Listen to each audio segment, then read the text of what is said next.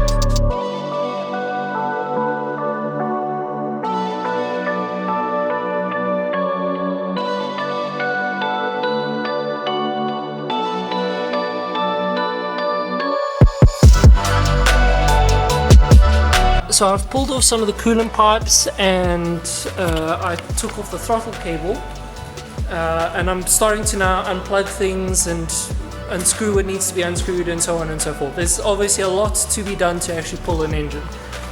So I don't know if there's going to be much vlogging parts in this engine rebuild series, but I'm going to try.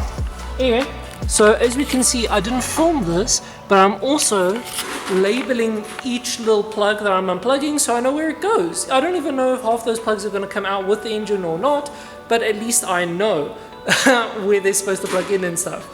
And then also on the physical pipes that I'm pulling as well, I've written little notes so I know where they all belong. Because that's the one thing that I've been very concerned about with pulling my engine. Where will everything go? As you can see, I've also got some plastic bags, a shit ton of them, to see where, well, to put each little bolts and stuff that I take out, because obviously bolts can't just live on the side of my car like those ones. But that's for my heat shield, and I know that, and that's kind of not going back on, so I don't really have to worry about that. Anyway, the only other thing that I have to catch you guys up on is yesterday the dude for my exhaust manifold, well, the turbo manifold came past, and I ended up speaking to him and we got some things sorted out, and he came to take measurements and stuff now that the power steering pump and the original headers were out of the way. The only issue that we are facing is, you can see here, let me just focus, you can see here the line for the power steering pump, well, for the reservoir, because this goes into the reservoir, I believe, yeah, the bottom, that is actually really close to the where the manifold will come, because he was saying it's obviously going to come out, then it's going to dip down, and then it's going to come back up. And even if it doesn't necessarily touch, it's very close, and I might end up heating up my power steering fluid a lot more so than what I'd like. So I'm going to have to either see if I can try flip this around, but then I'm worried that it catches here. I don't know, there's a whole bunch of different options that I'm going to have to go through. I'd prefer to keep power steering, because your plans later down the line will make my life a lot easier if I have power steering. So I don't know, we're going to have to figure something out. I might try turn it around, and then maybe I can, I don't know how strong this piece of metal is, but maybe I can knock it so that it tilts a little bit more out, and then it's not touching there, and then I can change this pipe to be a shorter pipe, so it's just something like that. I'm not sure. I'm gonna have to see. But as you can see, all the water pipes are off. Engine is starting to get ready to be pulled. Anyway, back to time-lapse stuff. Let's go.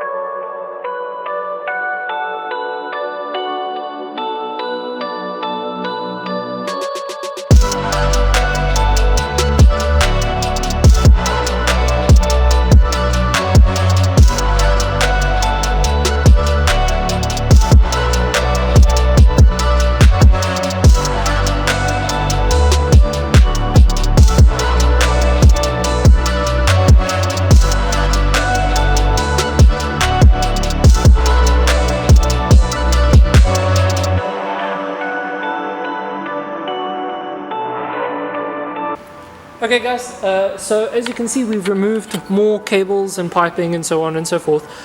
Can I just note, I just want to quickly side note, some of these, because of how rusted some of the water pipes were, to actually pull them off, it was such a bloody mission. It was absolutely arse to deal with, but at least I got it off. We've just tied the power steering thing to the side for right now, because I don't think we actually have to take it off, and if we don't have to take it off, then we don't have to take it off, and that's a lot easier to just have it tied up onto the side.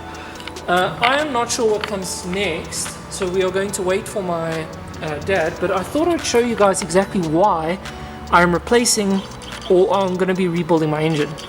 Okay, you can't really see it because my camera is refusing, but you can see there's a whole bunch of dirt and stuff within there.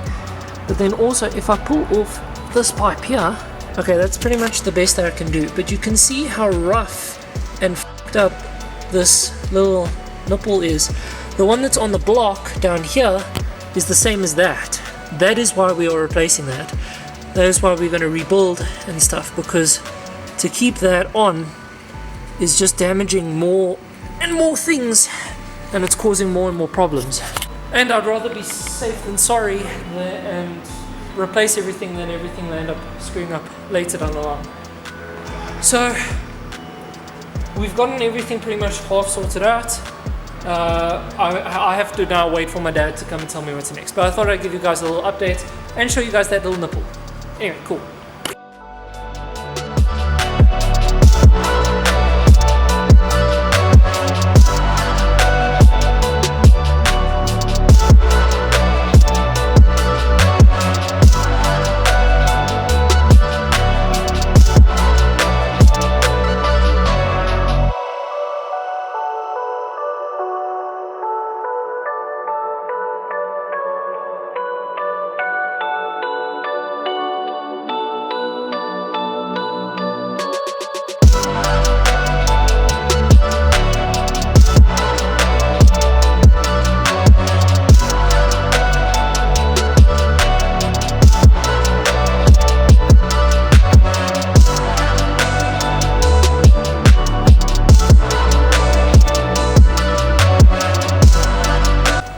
Okay guys, so a little bit of time later, basically everything we got everything off, but then some of the bolts for the gearbox and the starter motor started to be proper arse, so I landed up just putting the camera away, just focus on work. We are now going to put a jack underneath the gearbox so that we can hold the gearbox up, so that the gearbox is supported whilst we take the engine out. Big story, but I thought I'd catch you guys up very briefly. Time lapse, more stuff now.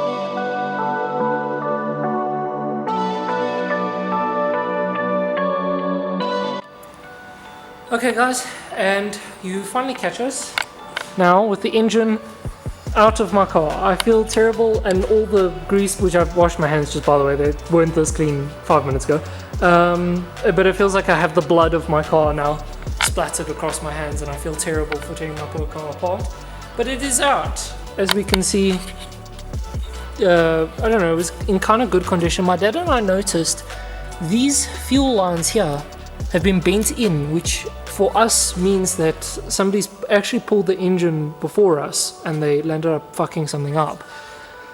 We can see that my gearbox was leaking a little bit of oil on the engine side. Well, we can see that it was leaking a little bit of oil. Not this side, this side's engine mount was completely screwed up. If I come over here, it had completely torn up, so I was literally driving with a singular engine mount, pushing thing, whatever you call it. But the engine is out. I wasn't actually even expecting to pull it today, so I'm happy we pulled it. Tomorrow's video is probably going to be, well, not tomorrow's, me tomorrow filming, you next week Friday, is probably going to be